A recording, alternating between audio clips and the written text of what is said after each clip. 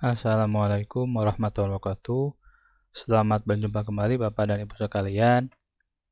Kali ini saya akan mencoba memberikan penjelasan tentang contoh rencana anggaran biaya untuk konvergensi stunting. Jadi sifatnya itu adalah pencegahan dan penanganan stunting. Jadi seperti tahun-tahun sebelumnya, Kementerian Desa itu mewajibkan semua desa harus mengalokasikan sebagian dari dana desanya untuk pencegahan dan penanganan stunting. Nah, ini searah dengan Perpres nomor 72 tentang percepatan penurunan stunting. Nah, di tahun 2023 ini Kementerian Desa sudah mengeluarkan regulasi yaitu Peraturan Menteri Desa nomor 7 tahun 2023 tentang prioritas penggunaan dana desa tahun 2024.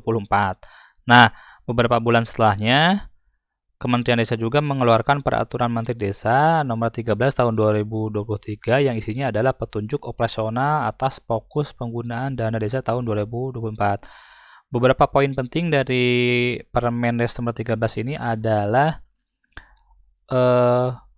adanya atau diwajibkannya semua desa itu mengalokasikan sebagian dana desanya untuk pencegahan stunting. Jadi ada beberapa poin penting tentang fokusnya itu, fokus dari tahun 2004. Yang pertama itu penanganan kemiskinan ekstrim, itu sifatnya adalah pemberian BLT, kemudian ada untuk konvergensi stunting, kemudian untuk BUMDes dan untuk operasional PEMDes. Nah, untuk kali ini, di video kali ini saya akan memberikan contoh RAB tentang konvergensi stunting. Jadi poin-poin pentingnya itu ada di halaman 18. Coba kita lihat. Nah, di sini fokus penggunaan dana desa untuk pencegahan dan penurunan stunting skala desa. Jadi sasarannya itu adalah remaja putri, kemudian ada calon pengantin, ibu hamil, menyusui dan nifas, kemudian bayi usia 0 bulan sampai 59 bulan, serta keluarga berisiko stunting. Jadi jenis kegiatan yang diperbolehkan atau contoh kegiatan yang diperbolehkan itu yang pertama penyuluhan dan konseling gizi. Nah, di sini saya sudah membuat contoh RAB-nya. Di sini ada penyuluhan dan konseling gizi.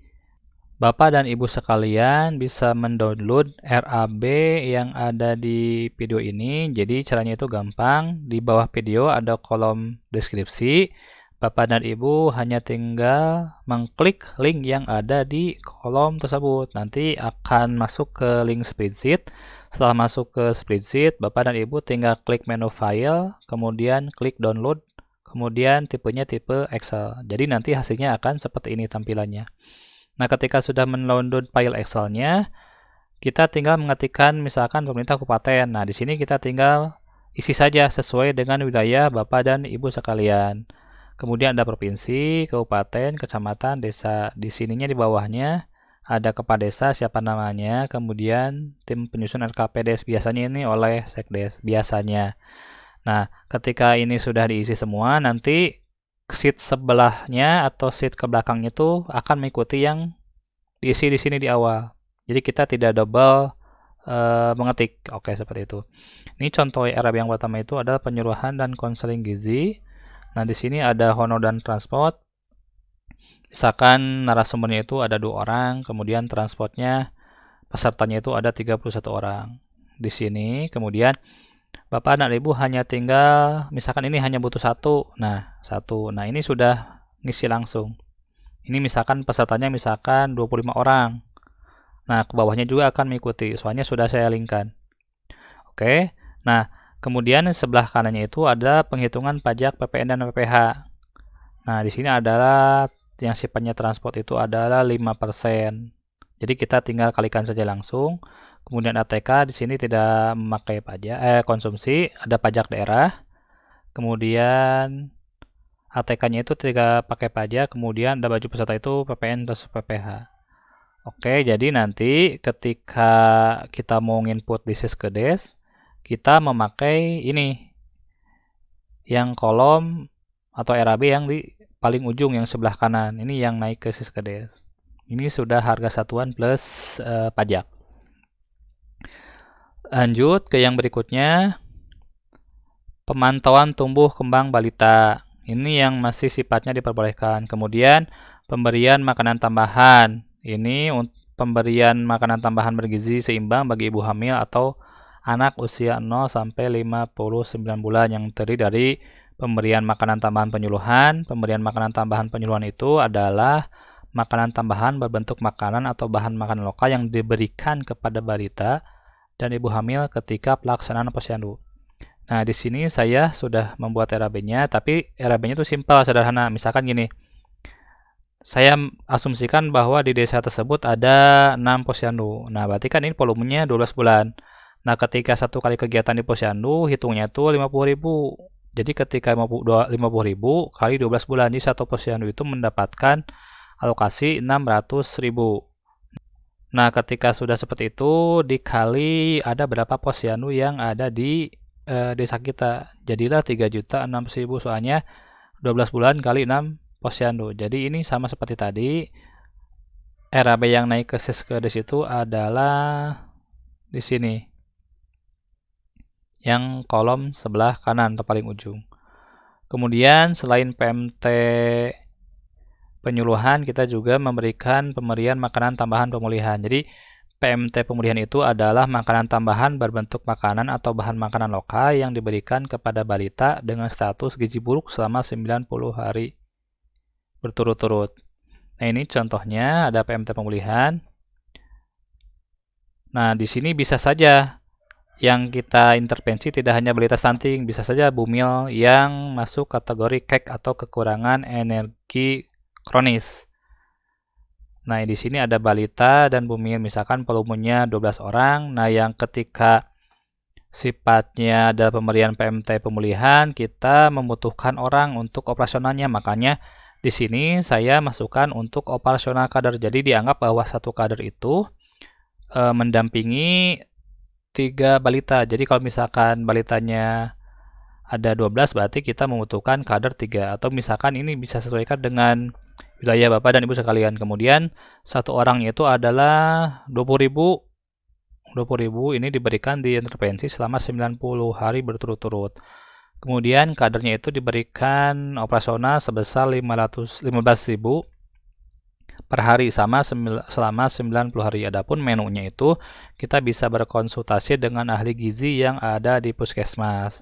Kemudian kadang di lapangan itu si balitanya agak bosan ketika misalkan menunya itu saja. Jadi misalkan seperti ini, 1 bulan kita misalkan setelah berkonsultasi dengan ahli gizi ada 30 menu. Nah, ketika bulan berikutnya, bulan kedua, nah akan kembali seperti itu lagi. Jadi jangan sampai tiap hari itu saja. Jadi akan membuat balita bosan. Jadi saya ulangi sekali lagi. Yang ini PMT balita stunting dan bumil KEK. Contoh. Ini volumenya bisa disesuaikan, bisa dirubah, kemudian ini harga satuannya bisa dirubah juga. Oke. Kemudian poin berikutnya adalah penyuluhan dan pendampingan pemberian ASI eksklusif. Ini RAB-nya penyuluhan dan pemberian ASI eksklusif. Kita sifatnya adalah pelatihan. Jadi misalkan volume orangnya yang diundang adalah 31 orang, kemudian snacknya misalkan ini ada 33, map plastik, dan lain-lain. Nah, Bapak dan Ibu sama seperti tadi di awal, ini hanya tinggal merubah saja. Misalkan ini 1, jadi ke bawahnya akan mengikuti, misalkan ini 30. Nah, seperti itu. Lanjut, adalah sosialisasi pemberian makanan pendamping ASI pada anak usia 6 sampai 24 bulan. Oke, ini sama seperti tadi, sosialisasi makanan pendamping ASI. Secara garis besar sama, ada pemberian honor, kemudian ada konsumsi, ada ATK, dan lain-lain. Jadi lain-lain itu ada baju peserta. Lanjut, ini adalah pelatihan pengolahan makanan pendamping ASI menggunakan bahan pangan lokal. Ini RAB-nya. Agak berbeda dengan yang tadi, di sini kita membutuhkan bahan praktek. Nah, saya asumsikan dipaket saja, jadi satu paket itu 500.000, atau misalkan ketika di wilayah ibu dirasa 500.000 itu masih kurang atau terlalu kecil, bisa dirubah nominal angkanya. Oke, ini untuk praktek pengolahan makanan pendamping ASI. Lanjut, ini jenis kegiatan yang dilaksanakan untuk mengatasi penyebab tidak langsung terjadinya stunting. Nah, ini misalkan peningkatan akses perlindungan sosial bagi keluarga sasaran stunting. Kemudian di sini upaya pencegahan perkawinan dini. Nah, ini ada pelatihan calon pengantin. Ini bisa dianggarkan dari dana desa. Nah, ini contohnya ada narasumbernya 2 orang, kemudian peserta yang diundang ke desa itu ada 24 orang, kemudian ada pemberian snack dan makan, ada ATK dan lain-lain.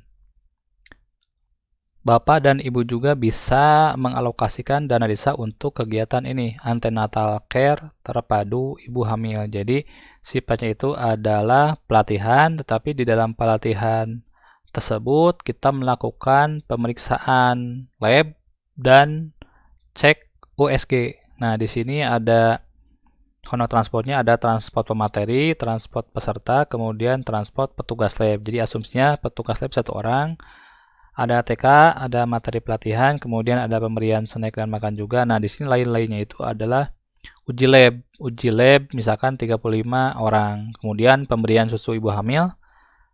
Jadi 1 orang itu mendapatkan 2 dus susu ibu hamil, kemudian ada cek USG juga. Ini masih diperbolehkan oleh dana desa. Kemudian ada pelatihan pangan yang sehat dan aman. Ini pelatihan yang sehat dan aman. Ada sama seperti tadi, secara garis besar masih sama, ada honor, ada konsumsi, ada ATK dan lain-lain. Tapi kita di sini membutuhkan bahan praktek. Oke, lanjut, kita juga bisa membuat kegiatan yang sifatnya untuk sosialisasi posyandu remaja. Terkadang kita lupa bahwa penanganan stunting itu seharusnya itu dari hulunya dulu. Nah, yang maksud dengan hulunya itu adalah misalkan sasaran remaja ini yang mesti kita intervensi, kemudian sanitasi, air bersih, dan lain sebagainya. Jadi jangan sampai mengobati. Di sini ada sosialisasi posyandu remaja, kita ada honor dan transport, kemudian ada konsumsi, lain-lain. Nah, di sini juga ada tes lab. Lanjut, di sini ada sosialisasi tentang keluarga berencana, kemudian ada kampanye dan promosi gerakan pengolahan pemberian makanan tambahan lokal, kemudian ada praktek atau demo pemberian makanan bagi bayi dan anak. Ini contoh RAB-nya. Sosialisasi kampung KB, ada RAB-nya yang terdiri dari honor, konsumsi, ATK, dan lain-lain. Kemudian ada peningkatan kapasitas tentang pola pengasuhan anak. Kemudian di sini juga pendidikan tentang PAUD ini masih sifatnya diperbolehkan. Penyediaan akses air minum, penyediaan sarana sanitasi layak bagi rumah tangga, kemudian edukasi gerakan stop buang air besar sembarangan. Kemudian pendayagunaan lahan pekarangan keluarga dan tanah kas desa untuk pembangunan kandang, kolam, dan kebun. Kemudian kegiatan penurunan stunting lainnya yang sesuai dengan kewenangan desa dan diputuskan dalam musyawarah desa. Poin berikutnya adalah tata kelola percepatan penurunan stunting sesuai kebutuhan dan kewenangan desa. Ini contohnya adalah misalkan peningkatan kapasitas baik kader pembangunan manusia, kader posyandu, atau PAUD. Ini ada pelatihan kader posyandu,